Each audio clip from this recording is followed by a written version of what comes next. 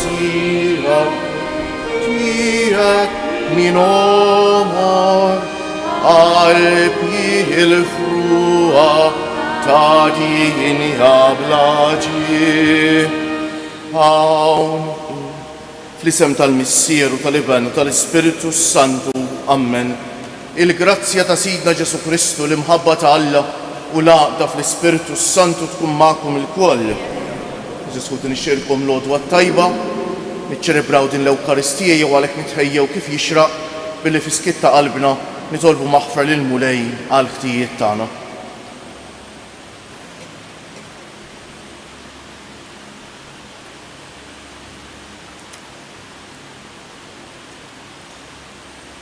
Inti t-triq li twassalna ant il-Missier Mulej ħniena. Inti l-verità li tmexxina lejn il-ġejt Kristu ħniena. Inti l-ħajja li bija ngħixu fejk Mulej ħniena. Iħenna għalina Alla li jista' kollox jaħfrilna dnubietna u wassalna għal ħajja ta' dejjem. Sejri noffru dan is-sagrifiċċju tal-Quddiesa tal-għodu għal ruħuna Andrew żammejt feluq is-sena meta l-Mulej se jaħlu għal għandu. Nitolbu. O Alla, inti tajtna l-fidwa u għamiltna wliet adottivi tiegħek, ħares bit-tieba lejn l-uliet eżistijek biex dawk kollha li jemmnu fi Kristu ikunu ħielsa tas-sew u jiksbu l-wirt ta' dejjem b'ibnek Ġesu Kristu Sidna li hu Alla u miegħek jgħix u jsaltan fl-imkien mal-Ispiritu Santu għal dejjem ta' dejjem.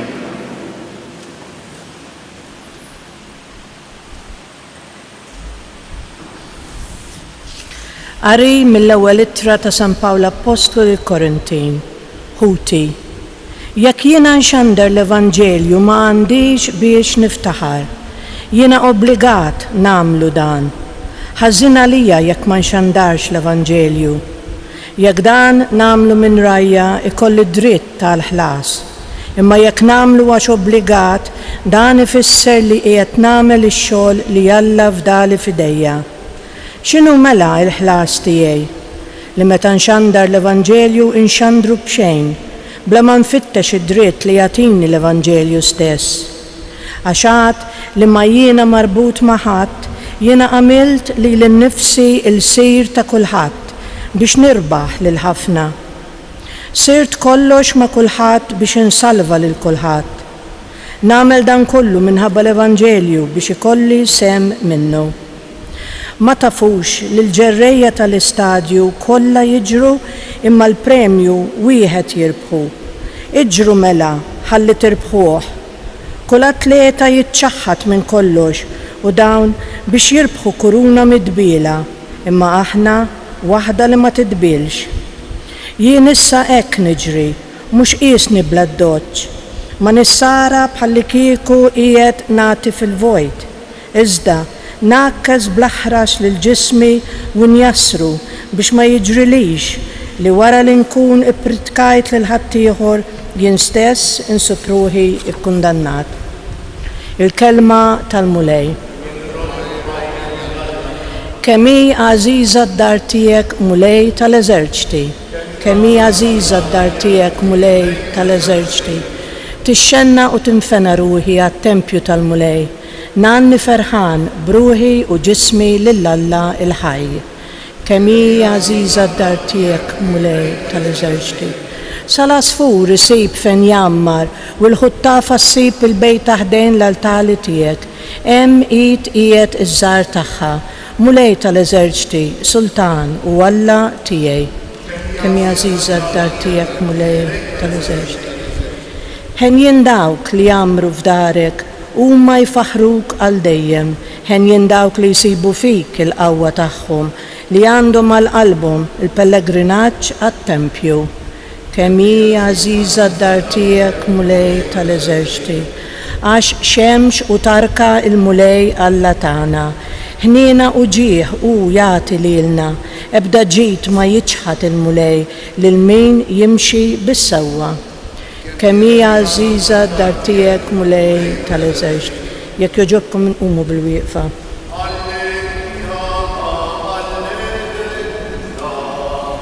Alleluja. Alleluja, Alleluja, Alleluja. Il-kelma tiegħek mulej hi il-verità, għaddisna permezz tal-verità. Alleluja, Alleluja, Alleluja.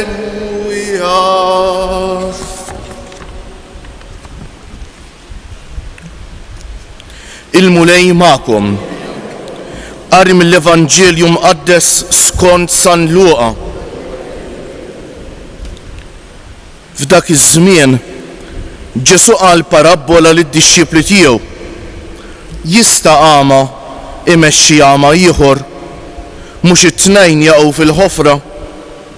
Id-dixxiplu mhuwiex aqwa mill-imgħallem tiegħu, imma kull min itemm it-taħriġ tiegħu isejjer bħall-imgħallem tiegħu. Għax tara t-tibna f'għajnħok u ma tarax it-travu li għandek f'għajnek int. Kif tista' tgħidlu lil ħowk, hi ejja nneħħilek it-tibna li għandek f'għajnek, meta m'intix tara t-travu li għandek f'għajnek int? Jew iġbieħor, neħħi l-ewwel it-travu minn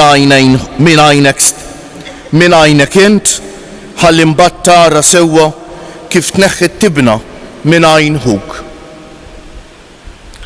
Il-kelma tal-mulej. Bit-tagħlim tal-Evanġelju nitnatfu minnu biet nqogħdu bil-qiegħda kieġobkom. Xi grazzja kbira Ġesħuti meta fil-quddiesa nisimgħu hekk il-kelma tal-Alla kieku napprezzaw aktar. Ġesħuti kemm tagħmlilna ġid. San Pawl fl-ewwel qari tal-lum mhux hekk l-ewwel ittra lil Korintejn kapitlu 16 għalinna jekk jien inxandar l-Evanġelju m'għandix biex niftaħar, jien obbligat nagħmel dan, ħażin għalija jekk ma nxandarx l-Evanġelju, kompli jgħidilna l-Evanġelju kien mod lili b'xejn.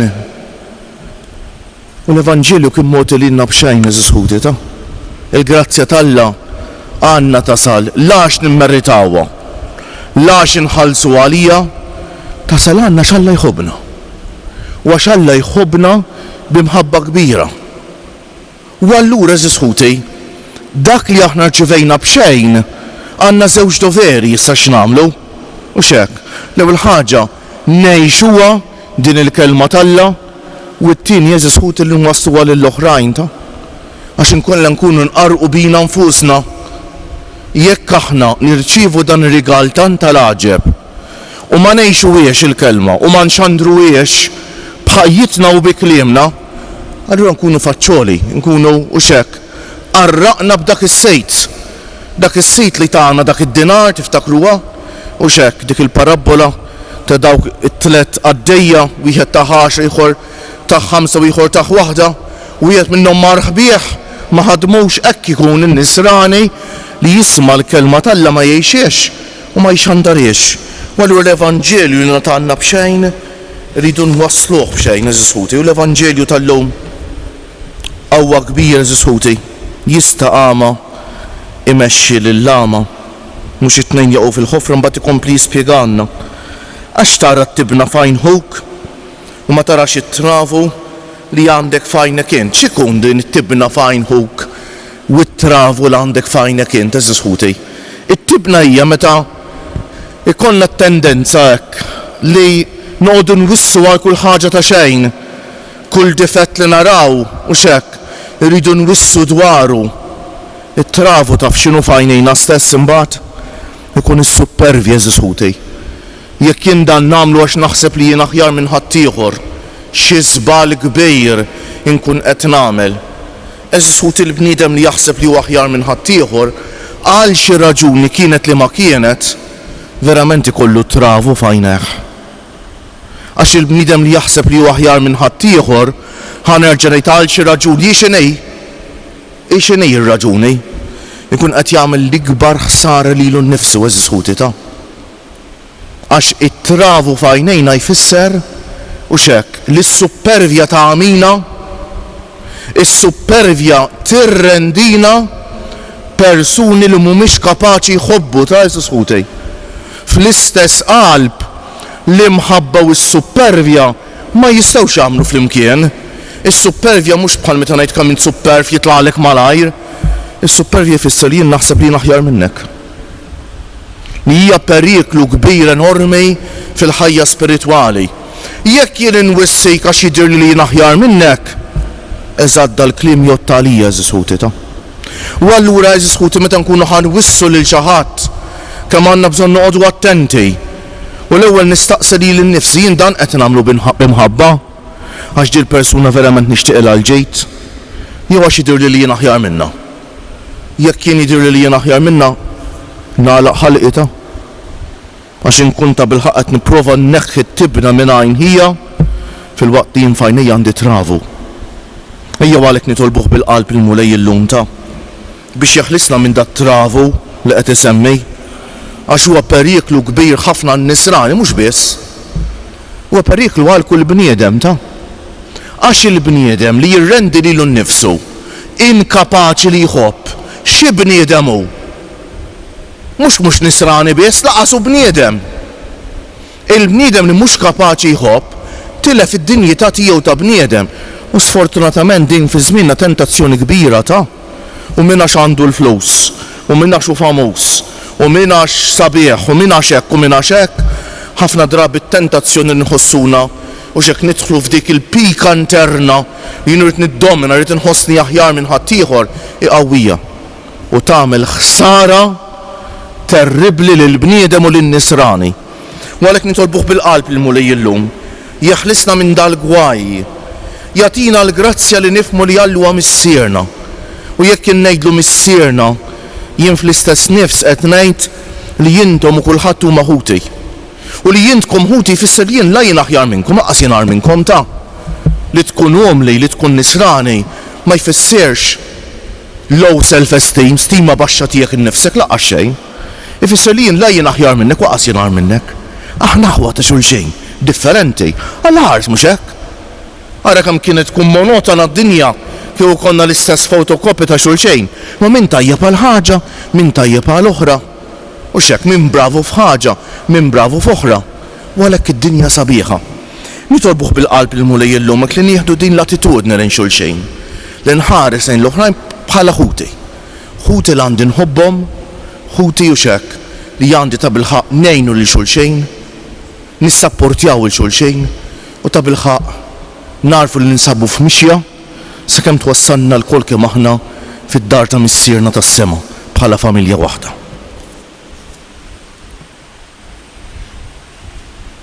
Kjoġobkom nqumu bil-wieqfa. Fil-pjan tiegħu ta' salvazzjoni Alla tagħna lill-Ibnu Ġesu bħala Mgħallem perfett u raj tajjeb tagħna.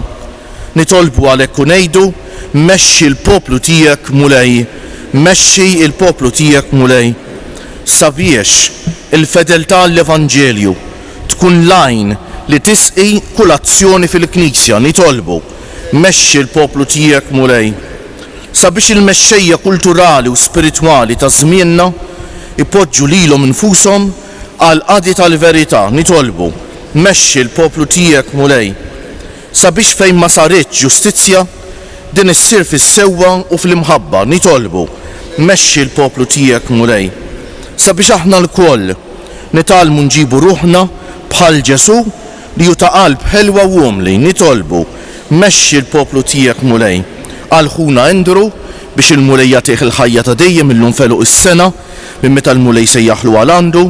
Nitolbu għal ħutna l-mejtin kollha ma speċjali wkoll dawk li m'għandhomx min jitlob għalihom. Nitolbu mexxi l-poplu tiegħek mulej.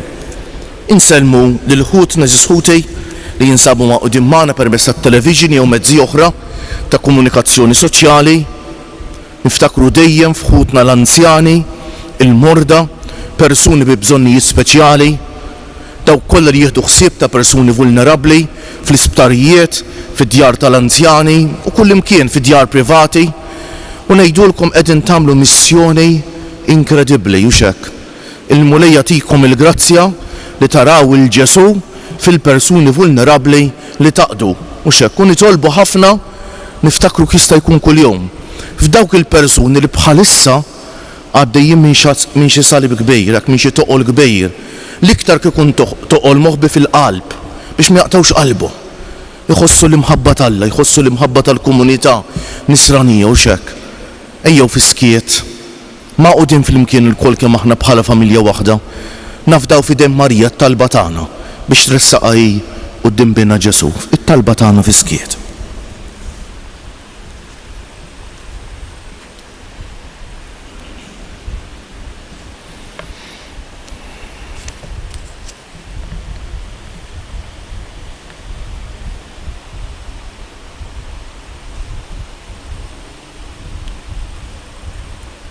U Alla li bat lill-ibnek biex idawwa lid-dinja għejn il-poplu nisrani sabiex jgħix il-kelma tiegħu tas-sewwa u jimxi warajh fit-triq li twassal għandek fejn inti qed tgħix wis-Saltan flimkien mal-Ispiritu Santu għal dejjem ta' dejjem.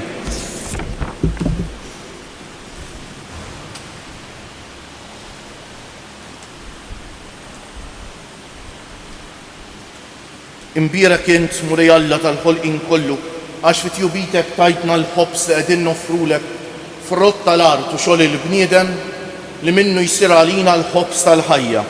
Imbierek Alla għal dejjem. Bil-misteru tal-ilma u nbejt kolna sem fin-natura divina ta' Kristu kif hu jissieħeb magħna fin-natura tagħna l-ħelmin. Imbierek int Mulej Alla tal-ħolqien kollu għax fit-tjubitek tajtna l-imbejt li qegħdin noffrulek frott tad-djelja u xogħol il-bniedem li minnu jsir għalina x-xorb tar-ruħ. Imbierek Alla għal dejjem. Il-qana Mulej Alla tagħna qum li wniedma quddiemek u għamel li jkun jogħġbok dan is-sagrifiċċju li sejrin noffrulek. Naddafni Mulej minn żuniti u d-dnub tiegħi neħħili.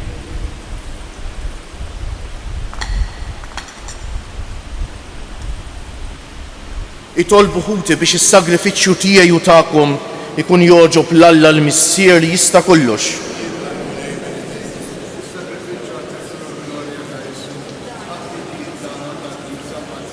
U Alla, minnek ġej is-slim tagħna u r-rabta ta' qalbna miegħek, għamel b'din l-offerta nagħtu ġieħ kif jixraq lil kobor tiegħek u li nħossu ruħna ma' qudin ħaġa waħda fit-tisħib tagħna f'dan il-misteru għaddejs bi Kristu siedna. Il-Mulej ma'kom, nerfew lubna l-fuq, nizzu ħajr lil-Mulej Alla tagħna. Sewwa u xieraq tas-sew Mulej Missier għaddejs, Alla ta' dejjem li tista' kollox, tajjeb u taġid tas-salvazzjoni tagħna li dejjem u kull imkien inroddulek ħajr bi Kristu siedna. Faqda ta' mħabba niftakru fil-mewt tiegħu f'idi ħajja nistqarru l-qawmien tiegħu u b'tama sħiħa nistennewh jiġi fil-glorja. Għalhekk mal-qaddisin u l-anġeli kollha infaħruk u intennulek bla qiegħda. Għaddejs, għaddejs, għaddejs. Mulej Alla tal-eżerċiti, is-smewwiet u l-art mimlija bil-glorja tiegħek. Osanna fil-għoli tas-smewwiet, imbierek minn ġej f'isem il-Mulej. Osanna fil-għoli tas-smewwiet.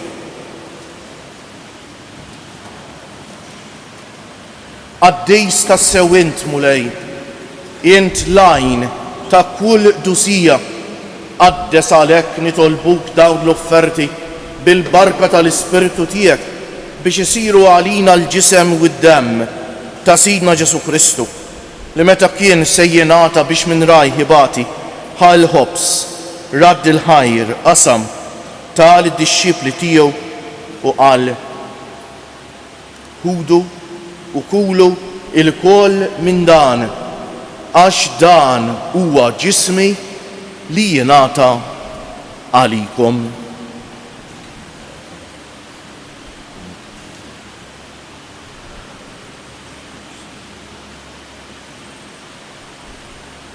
Ekku kol wara li klaħal kalċi, reġa' radd il-ħajr tal id-dixxipli tiegħu u qal ħudu u ixorbu minnu il-koll għax dan huwa l-kalċi ta' demmi tal-patt il-ġdejt li jibqa' l-dejjem, id-demm li jixxerret għalikom u għall-bnedmejn kollha għal maħfra ta' dnubiet.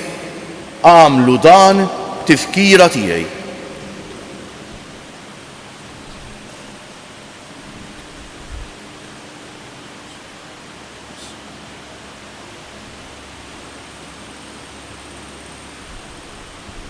Danu l-misteru tal-fidi, nħabbru l-mewt tiegħek mulej, nxandru bil-ferħ il-qawmien tiegħek, nistennewk sa ma tiġi fil-glorja.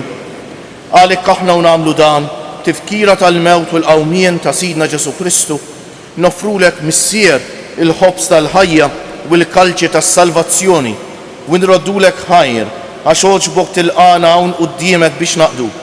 U mit-ċokon tagħna nitolbu li l-Ispiritu Santu jaqqadna f'ġisem wieħed lilna li nieħdu sehem mill-ġisem u d-demm ta' Kristu.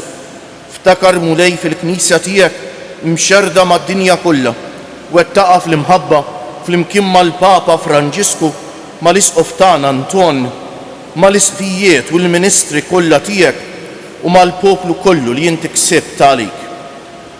Ftakar ukoll fħutna li raqdu bit-tama tal-qawmien mod speċjali llum qegħdin nitolbu għal ruħuna Andrew Zammejt. Ftakar fil-mejtin kollha, daħħalhom quddiemek fid-dawl tas-sebħ tiegħek. Ħenna għalina l-koll nitolbuk, għati lilna wkoll il-wirt tal-ħajja ta' dejjem, flimkien mal-Verġni Mqazza, Alla u tagħna Marija, mar-raġel ġus tagħha San Ġusepp, mal-Apostli San Pietru Klaver illum fil-festa tiegħu u l-qaddisin kollha li jgħixu fil-ħbiberija tiegħek sa mill-bidu tad-dinja. Għamel magħhom infaħruk u nsebħuk b'Ġesu Kristu ibnek. Bi Kristu, ma' Kristu u fi Kristu jingħata lilek Alla missier li tista' kollox flimkien mal-Ispiritu Santu kull ġieħ u glorja għal dejjem ta' dejjem. Ejjew issa nitolbu kif għallimna u ridna nagħmlu Ġesu li bentalla għas-salvazzjoni tagħna, missierna li inti fis-smawiet jitqaddes ismek, tiġi saltnatek, ikun li trid int kif fis-sema u ikda fl-ard. Ħobżna ta' kuljum atina llum, aħfrilna d-nubietna bħalma naħfru lil min ħati għalina. La ddaħalniex fit-tiġrid, iżda ħlisna mid-deni. Eħlisna nitolbuk mulej minn kull deni, għatina fit-tieba u l-ħniena tiegħek il-paċi fi żmienna biex inkunu ħielsa dejjem mid-dnub u mħarsa minn kull inkwiet, aħna u nistennew u nittamaw ilena u l-miġja tas-Salvatur tagħna Ġesu Kristu. Mulej Ġesu Kristu li jett lill-apostli tiegħek inħallilkom is-sliem, nagħtikom is-sliem tiegħi. La tħarisx lejn nubietna, iżda ħares lejn il-fidi tal-Knisja tiegħek. Għatija s-slim u l-għaqda li jint trid fija, inti li tgħix wis-saltan għal dejjem ta' dejjem. Il-paċi tal-mulej tkun dejjem magħkom. Għatu l-paċi lil xulxejn. Paċi magħkom.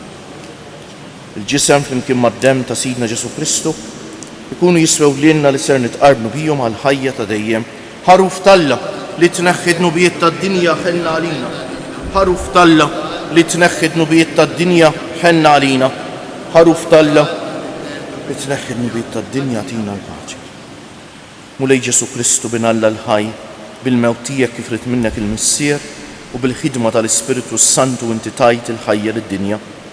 Dan il-ġisem u d-demm għaddejs tiegħek, eħlisni minn ħtijieti kollha u minn kull ħażen, żommni dejjem fidej lejn il-kmandamenti tiegħek u tħallini qatt ninferet minnek. Danu l-ħaruf talla, danu Ġesu li jneħħi d-nubiet tagħna u tad-dinja kollha. Ħenjin dawk li huma mistiedna għall-ikla tal-ħaruf mulej ma jistħoqlix tidħol taħt is-saqaf tiegħi, żdejt kelma waħda u ruħi tkun imfejja. Il-ġisem ta' Kristu jħarisni għal ħajja ta' dejjem. Amen.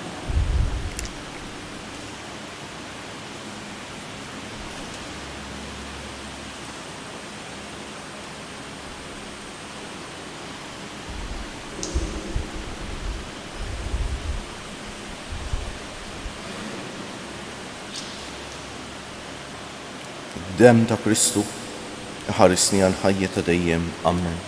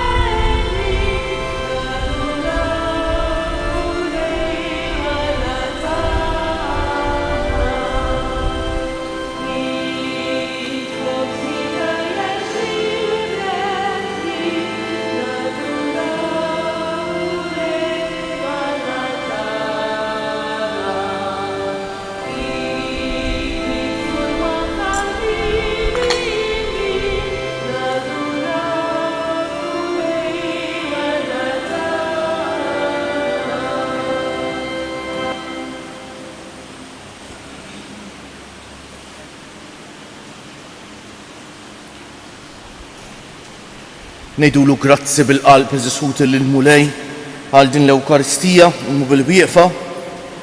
Illum il-ġimgħa inselmu lil Ġesu msallab billi bil-qalb ngħidu nadurawk o Ġesu imberkuk.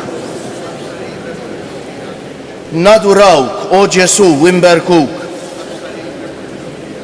Nadurawk o Ġesu imberkuk. Nitolbu.